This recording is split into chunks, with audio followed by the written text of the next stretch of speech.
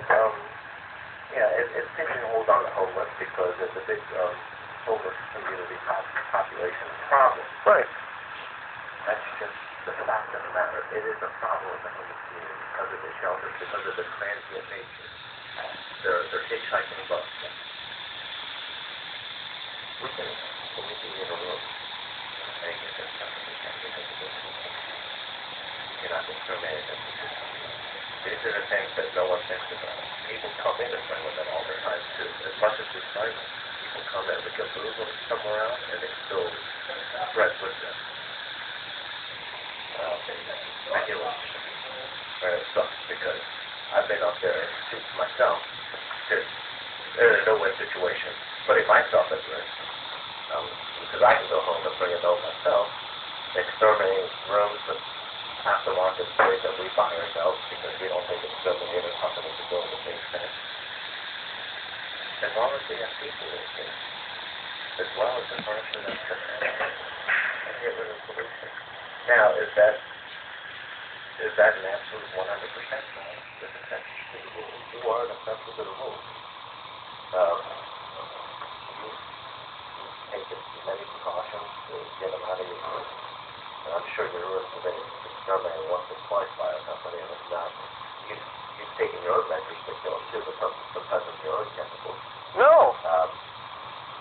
So I know chemicals don't work. I don't even bother. The only thing I took the spray Andre gave me and sprayed outside the door because you see them crawling all over the wall out of certain guys' rooms. Okay, but the chemicals do work. They're a contact chemical. Just like anything else. Rochelle is killed by the decon if he sprays right on. All right, you know what? I'll tell you what. Maybe we can meet each other halfway. This stupid chemical you guys got in here now is nothing. The one that was here when Andre was here, okay, give me some cans of that.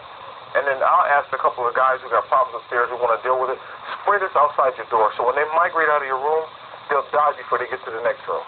Chemical that Andre has is something it was the only one that worked. That's the one that we kept spraying, and they still come back and come back. And no. It has to be done right. We got flashes of it, we got vanilla knives, really out cans. Well, here, you know what? Here. If you guys buy your own, I think you man, you know what? You got a building for the grown men. They need to, all right, in my opinion, it's okay for you to be responsible for something. At the same time, the men in this room need to take action and do something themselves. You get up and do something. You wash your clothes, okay, and put them in a plastic bag so it's airtight for a week, and that way the eggs will die. You seal up the exterior of your bed with clear tape, and you caulk up the nooks and crannies, and you do it. Tell them, have a meeting downstairs. They have HIV meetings, they have Gamblers Anonymous, Alcohol Anonymous. Have a bedbug meeting downstairs and tell them, go to your room and do these things right here.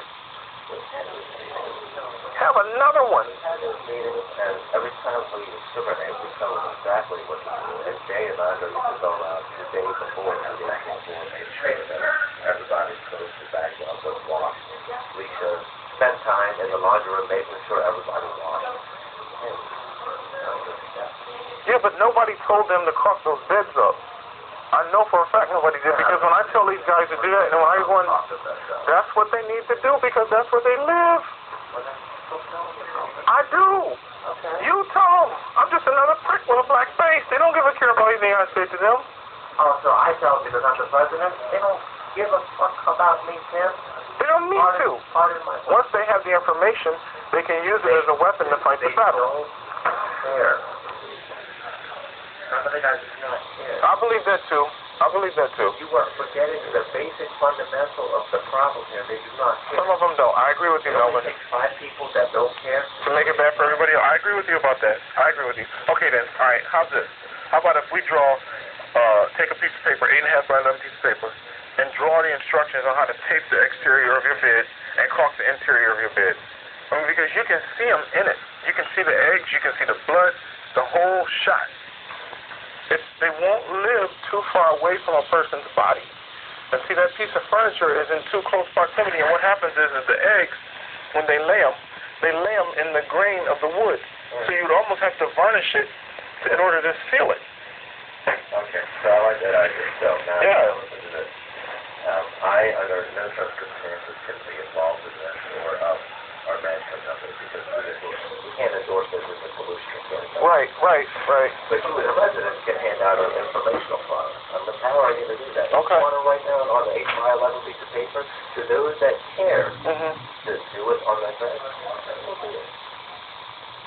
But I can't have a meeting take off your bed when a professional's not going to tell them that. And quite honestly, I want to avoid a lawsuit by saying that if you do this, it will give you say so. That's not true. Because if I tell someone that, I'll call them back, and insurance says no. I know. And you're right. Okay. You're right. Now you're feeling it. You're right. You're right about that. What a lot of these things because people don't try to do it. But and they're saying now it's like you are not keep me out of this. You can't they can't sue you. You're just a friendly neighbor trying to pass on some information. And they'll be like, well, who are you? I'm the guy that's not getting bitten anymore. How about you? That's right. See what I'm saying? Now, you look like another person coming in there?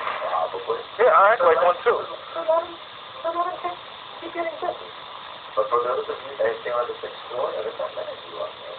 But for those of you that stay on the 6th floor, do protocol. Okay, my neighbor wants me to do his room, but the guy screamed at us the night we did the one guy's room. He up there, this guy wants to go and buy me lunch. I'm telling you, you don't have to buy me lunch. If I get him out of your room, they won't migrate to my room, so I'm only helping myself. Well, the guy down the hall from him, his room is overwhelmed with him. The guy right next door. When we did the guy, I can't think of his name. He lives... Well, if they're screaming at you because you're pulling out a piece of furniture, yeah, but we had to do something. Melvin, this guy had 2,000 eggs. I counted 2,000 eggs in his room. 2,000. Get out of here. You want to bet? You don't count 2,000 eggs. Some of those eggs are microscopic or probably more. Two. You want to bet? I want to bet. Okay, then you know what I'm going to do? The next room I go in that's infested, I'm going to videotape it. No, you said you counted 2,000 eggs. He had 2,000 eggs in his room. 2,000 eggs. Yes. You didn't count. I'll tell you what, here's the deal. The guy next door to Carl, Carl Lockhart. Carl Lockhart. Get out. You're over talking to me. Okay. So, you're over talking. You can't ever have a conversation. That's fine.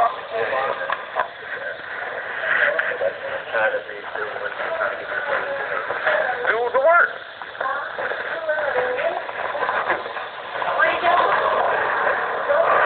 Hey, man.